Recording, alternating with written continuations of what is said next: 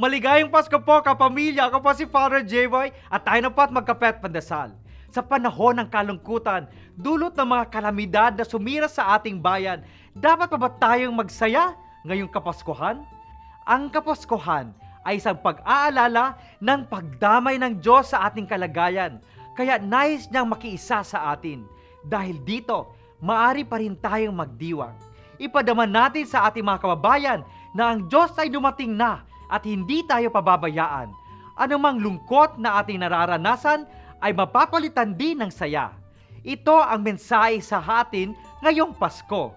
Hawaan natin ang ating mga kababayan ng ngiti at saya sa pamamagitan ng pagpapadama sa kanila na hindi sila nag-iisa. Tayo ang katuwang ng Diyos sa pagpapadama ng pagmamahal sa kanila. Anong pwede natin gawin upang makiisa?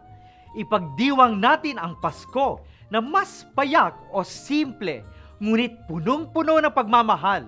Sa halip na tayo ay magpalitan ng mamahalin at maggarbong regalo, bakit hindi natin regaluhan ang mga tao sa Tacloban, Bohol at iba pang lugar na apektado? Mga kapamilya, mahalaga ang pagsasama-sama ng pamilya. Mahalaga ang pagbubuklod-buklod ng magkakaibigan.